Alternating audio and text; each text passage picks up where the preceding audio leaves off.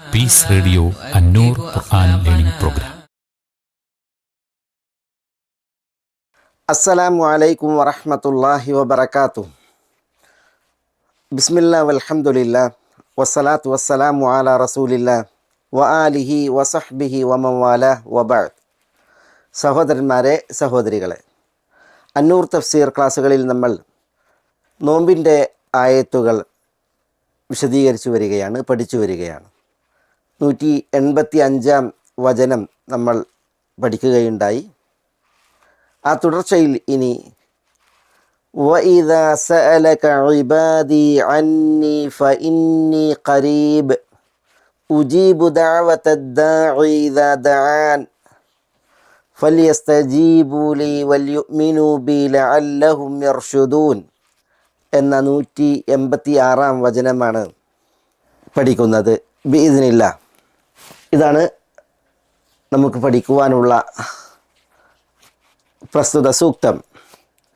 ഈ സൂക്തം ദുആഇൻ്റെ വിഷയത്തിലാണ്. അല്ലാഹു സുബ്ഹാനഹു വ തആല നോമ്പിൻ്റെ ആയത്തുകൾക്കിടയിലാണ് ദുആഇൻ്റെ ഈ ഒരു വചനത്തെ അവതരിപ്പിച്ചിരിക്കുന്നത്. സൂറത്തുൽ ബഖറയിലെ 184, 185, അതേപോലെ 183 ഇവളാണ് നമ്മൾ പഠിച്ചത്.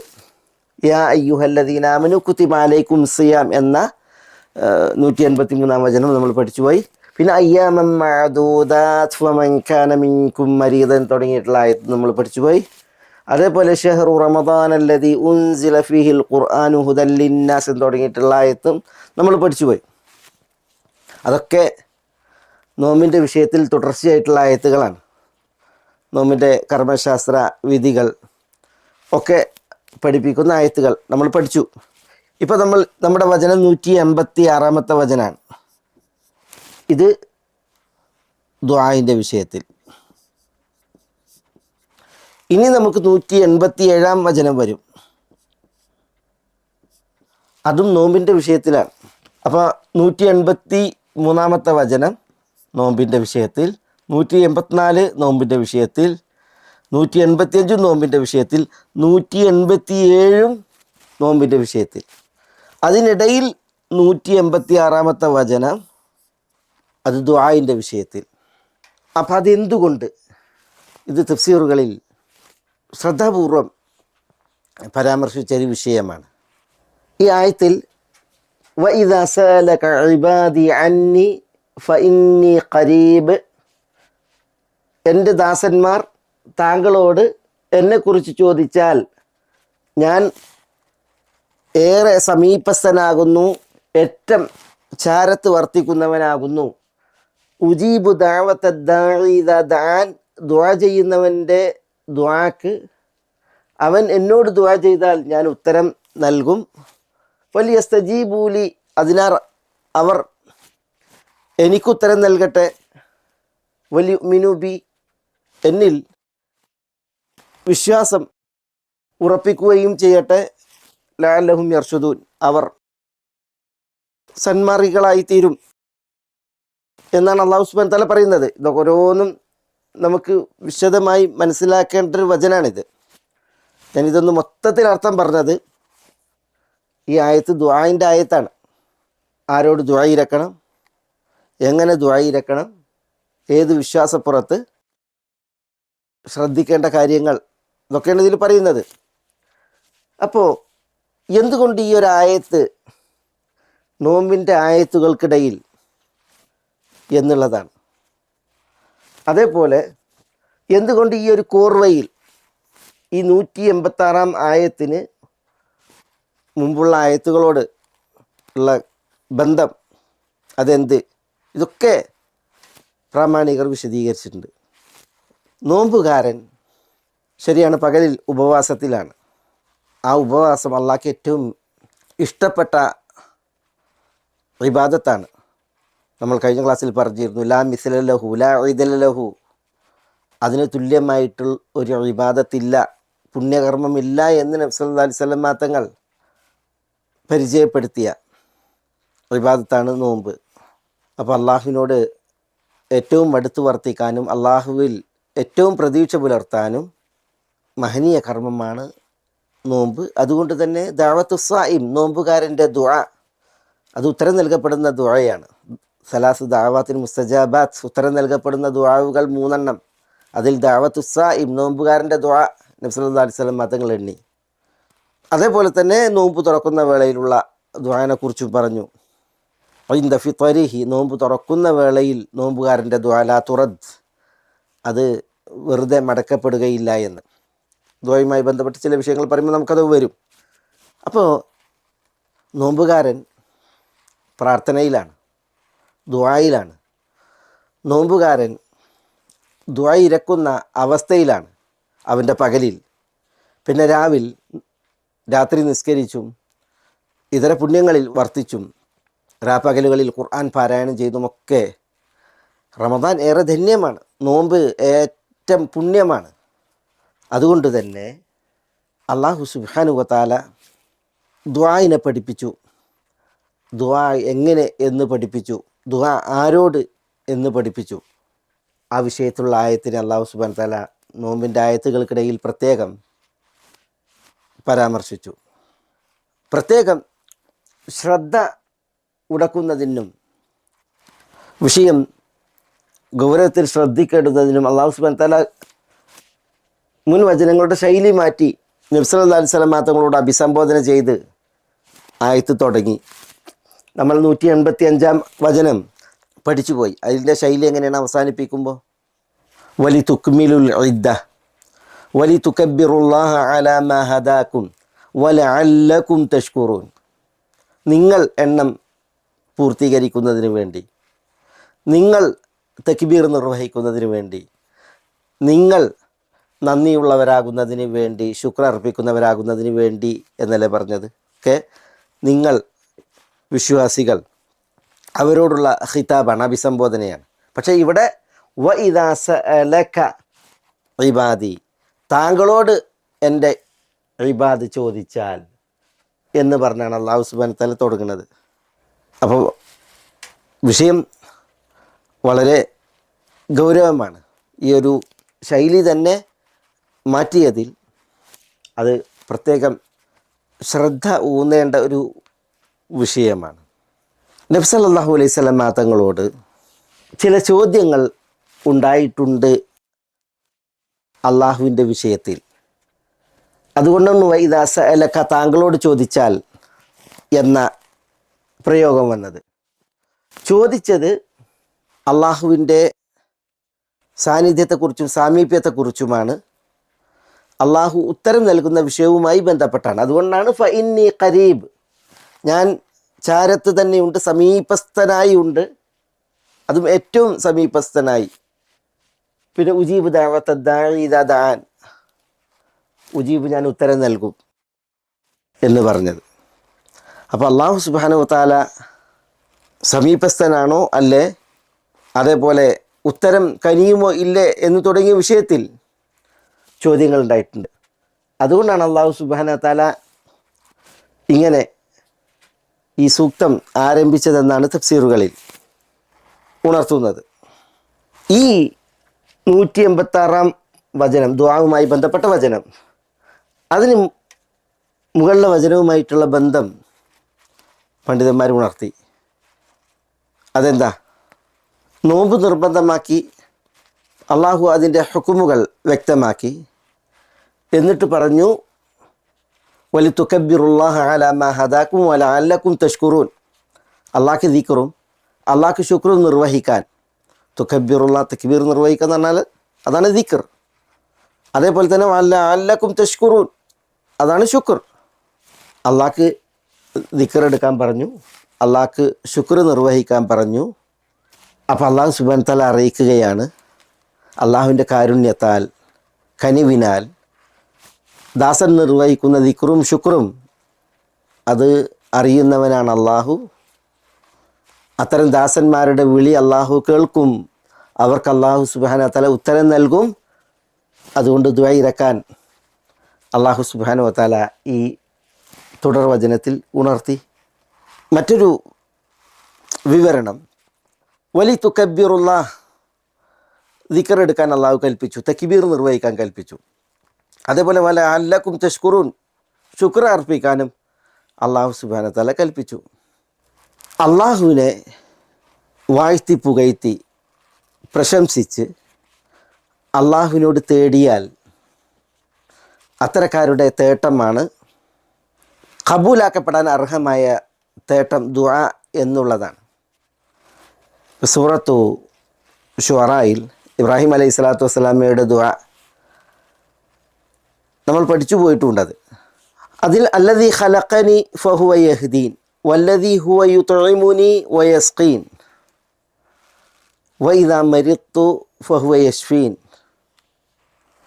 വല്ലദീ യുമീതുനി സുമ്മ യുഹ്യീൻ എന്നൊക്കെ പറഞ്ഞ് അള്ളാഹുവിൻ്റെ പ്രശംസ പറയുകയാണ് ഇബ്രാഹിം അലൈഹി സ്വലാത്തു വസ്സലാം. എന്നെ സൃഷ്ടിച്ചവൻ, അവൻ എനിക്ക് വഴി കാണിക്കുന്നു, എന്നെ ഊട്ടുന്നവൻ, എനിക്ക് പാനജനം നൽകുന്നവൻ, ഞാൻ രോഗിയായാൽ എനിക്ക് ശമനമേകുന്നവൻ, അവൻ എനിക്ക് ശമനമേകുന്നു, എന്നെ മരിപ്പിക്കുന്നവൻ, പിന്നീട് എന്നെ ഉയർത്തെഴുന്നേൽപ്പിക്കുന്നവൻ. ഇതൊക്കെ അള്ളാഹുവിൻ്റെ പ്രശംസയാണ്. ഇബ്രാഹിം അലൈഹി സ്വലാത്തു വസ്സലാം ഇതൊക്കെ എണ്ണിയതിന് ശേഷം അതിൻ്റെ തുടർച്ചയിൽ വല്ലദീ അത്മഉ അൻ യഗ്ഫിറ ലി ഖതീഅതി യൗമദ്ദീൻ, അന്ത്യനാളിൽ എൻ്റെ പാപം പുറത്തു തരും എന്ന് ഞാൻ പ്രതീക്ഷ പുലർത്തുന്നവൻ. അങ്ങനെയുള്ള അള്ളാഹു.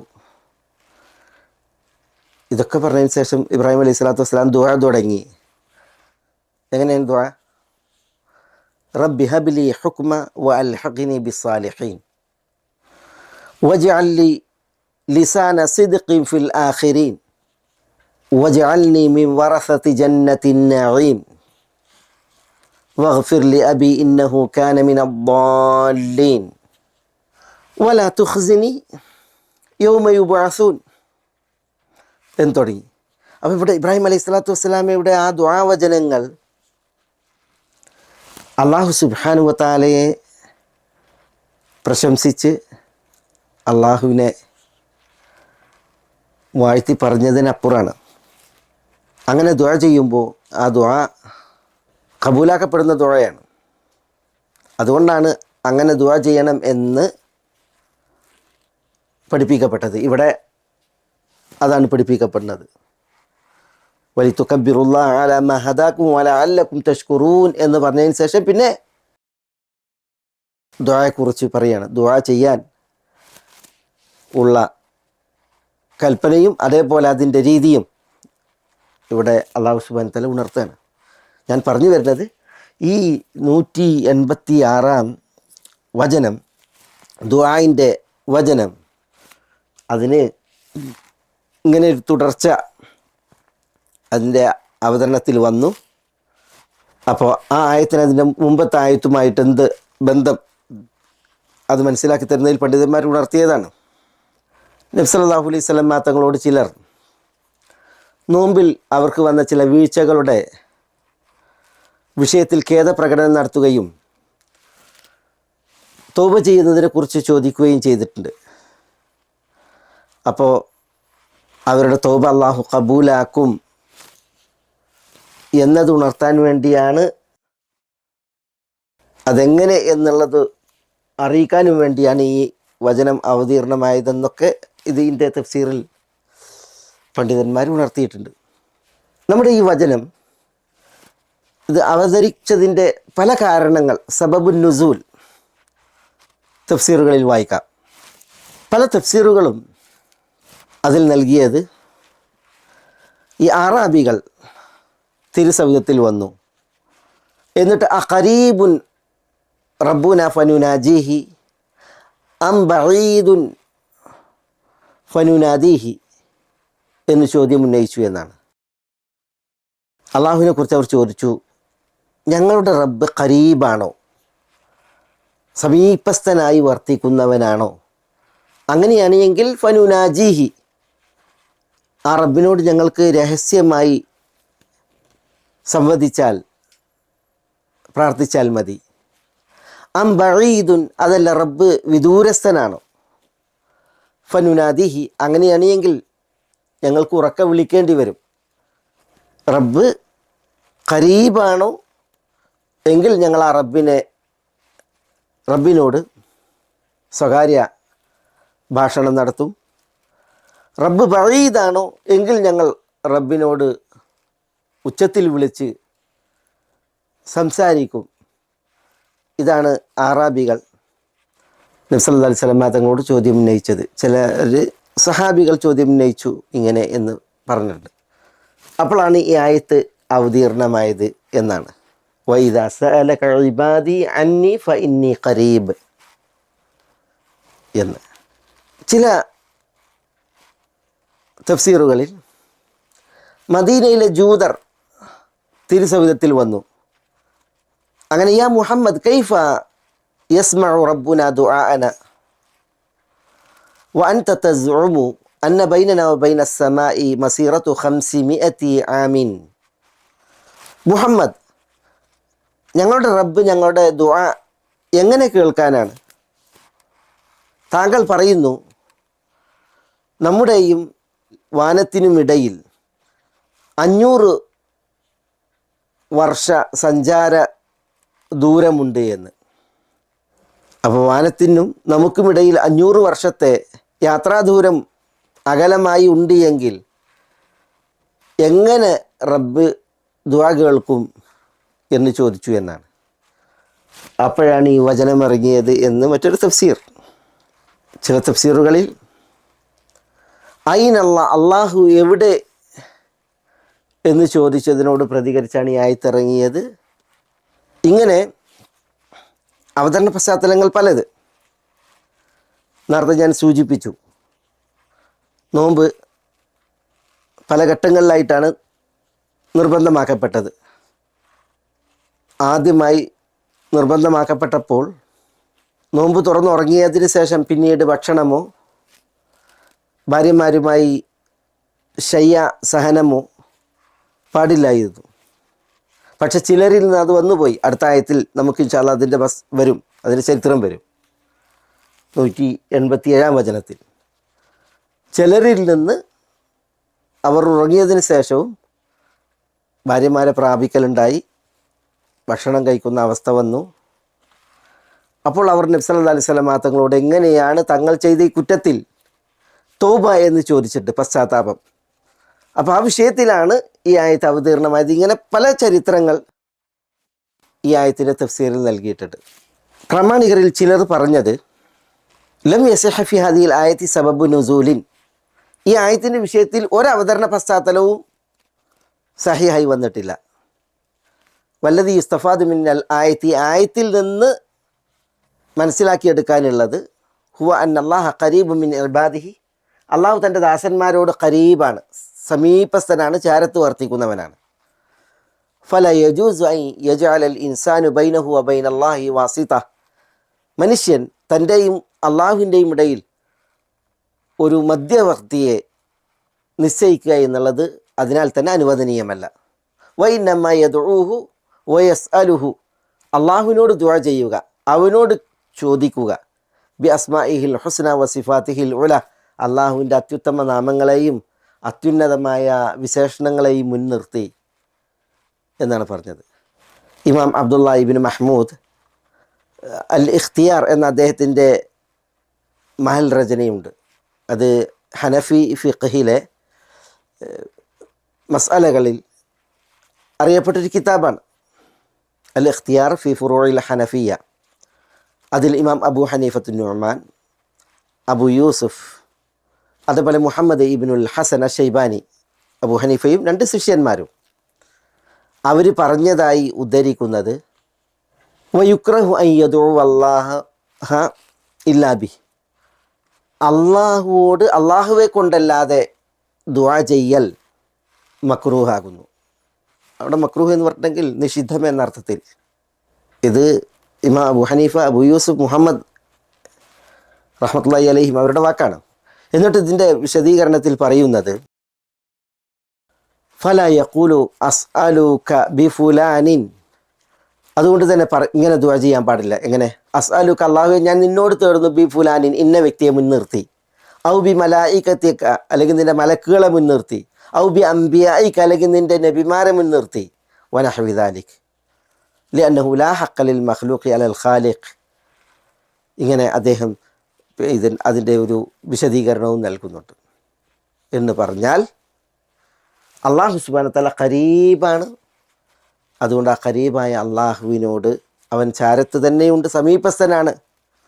അവനോട് നേരിട്ട് തേടുക, കേഴുക എന്നുള്ളതാണ് ഇതിൽ മനസ്സിലാക്കാനുള്ളത്.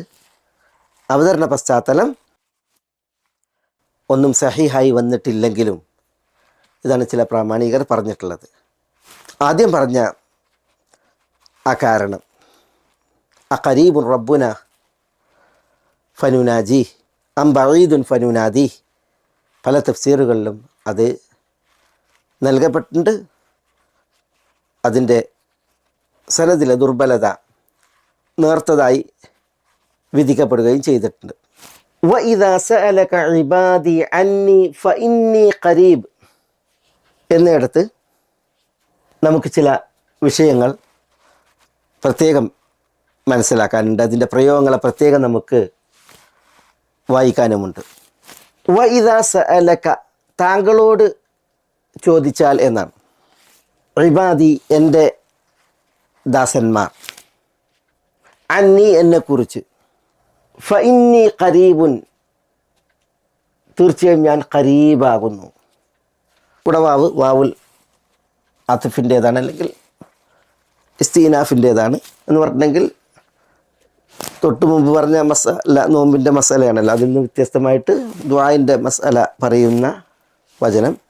അല്ലെങ്കിൽ ഈ ആയത്തിന് മുൻ ആയത്തിനോട് ബന്ധമുണ്ട്. കാരണം അള്ളാഹുവിന് ദിക്ർ ശുക്ർ നിർവഹിച്ച് ഇനി ദുആ ചെയ്യാൻ പറയല്ലേ, ആ നിലക്ക് അത്ഫിൻ്റേതാണ്. ഇദാ സഅലക, ഇദാ എന്നുള്ളത് ഷർത്തിയ്യ ആയാൽ, സഅലക താങ്കളോട് ചോദിച്ചാൽ, ഇബാദി എൻ്റെ ദാസന്മാർ, ഇവിടെ എൻ്റെ ദാസന്മാരെന്ന് പ്രയോഗിക്കുമ്പോൾ വിശ്വാസികളാണ് അതുകൊണ്ട് ഉദ്ദേശം. കാരണം അള്ളാഹു സുബ്ഹാനഹു വ തആല ഇബാദിനെ അള്ളാഹുവിലേക്ക് ചേർത്തു. ആ ചേർക്കൽ ഒരു തശ്രീഫിൻ്റെ ചേർക്കലാണ്. അതുകൊണ്ട് വിശ്വാസികൾ ഉദ്ദേശം. ഫഇന്നി ഖരീബുൻ, ഫഉൽ ജവാബാണ്. ഈ ഇദാ എന്നതിൻ്റെ ജവാബിൽ വന്ന ഇന്നി എന്ന് പറഞ്ഞാൽ തീർച്ചയായും ഞാൻ എന്നാണ്, നിശ്ചയം ഞാൻ. ഖരീബുൻ ചാരത്തുള്ളവൻ, സമീപസ്ഥൻ. ഖരീബ് എന്നുള്ളത് ഫഈൽ എന്ന വസിനിലാണ്. അപ്പം അത് അസീഖത്തുൽ മുബാലഗ എന്ന് പറയും, അഗാധാർത്ഥ പ്രയോഗമാണ്. എന്ന് പറഞ്ഞാൽ ഏറ്റവും അടുത്തവൻ, ഏറ്റവും സമീപസ്ഥൻ, ഏറ്റവും ചാരത്തായി വർത്തിക്കുന്നവൻ എന്നതാണ് ഉദ്ദേശം.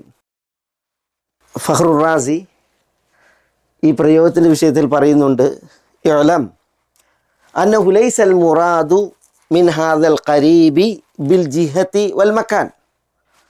ഈ ഖരീബിൽ നിന്ന് ഉദ്ദേശം ജിഹത്ത് കൊണ്ടും മക്കാന് കൊണ്ടും, ഭാഗം കൊണ്ടും സ്ഥലം കൊണ്ടും ഖരീബ് എന്നല്ല. അല്ലാഹു സുബ്ഹാനഹു വ തആല അവൻ്റെ സത്ത കൊണ്ട് അടുത്ത സ്ഥലത്ത് വർത്തിക്കുന്നു എന്നല്ല.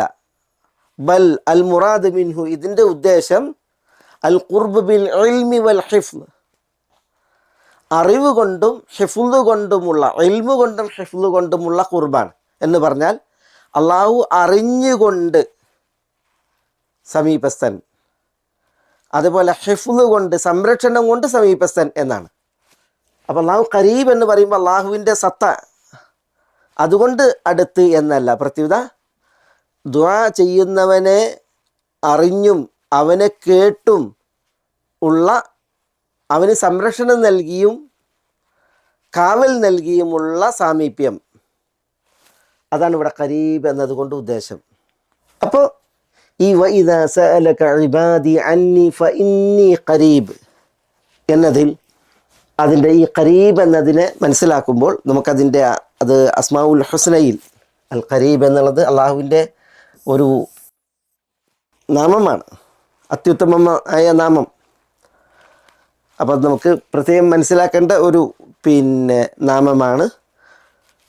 പക്ഷെ ഇവിടെ അതിൻ്റെ ഉദ്ദേശം, സമീപസ്ഥൻ എന്നതിൻ്റെ ഉദ്ദേശം എന്ത് എന്നുള്ളത് നമ്മളിവിടെ മനസ്സിലാക്കിയെന്ന് മാത്രം.